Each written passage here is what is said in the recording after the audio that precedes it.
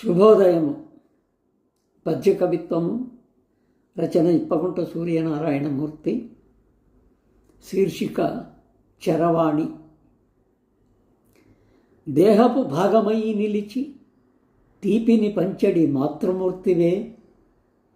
దాహము పెచ్చరిల్లినది ధ్యానము పానము నీవు నేడిటన్. లోహపు వస్తువేనది లొల్లిగా మారెను జీవితమునన్. మోహము నాపలేను మనమున్ చరవాణికి మ్రొక్కి నిల్చెదన్. ఈ పద్యం మన సెల్ ఫోన్ గురించి. మనం అందరం సెల్ ఫోన్ వాడుకుంటున్నాం. కొన్ని సందర్భాల్లో ఈ చరవాణి వాడకం అనేది సమయం మించిపోతుంది. సమయం తెలియకుండానే గడిచిపోతుంది. కొన్ని పనులు వాయిదాలు వేసుకుంటున్నాం. కొన్ని అత్యవసరమైన పనులు కూడా ప్రక్కన పెడుతున్నాం. ఈ చరవాణికి మనం దాసోహమైపోయామా అన్నట్టుగా సాగిపోతుంది ఈ ప్రపంచం. పెద్దలు పిల్లలకు చేతికిచ్చి, ప్రస్తుతం చిన్న పిల్లలు సైతం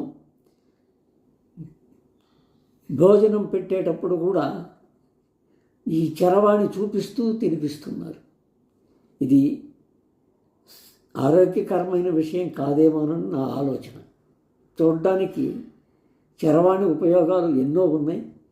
ప్రపంచంలో ప్రస్తుతం కంప్యూటర్ తర్వాత సెల్ ఫోన్ కనుక్కోవడమే చాలా గొప్ప విశేషం. అంతటి విశేషాన్ని మనం చిన్న పనులకు ఒక వదిలిపెట్టలేని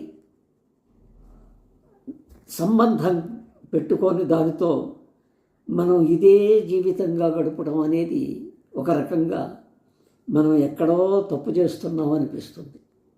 అందుకే ఈ చరవాణి మీద ఒక చిన్న పద్యం మీరు చదివి, ఈ చరవాణి గురించి నేను వ్రాసింది నచ్చింది అని చెప్పి కామెంట్లో పెట్టగలరని నన్ను ఆశీర్వదించమని కోరుతూ సెలవు తీసుకుంటున్నాను.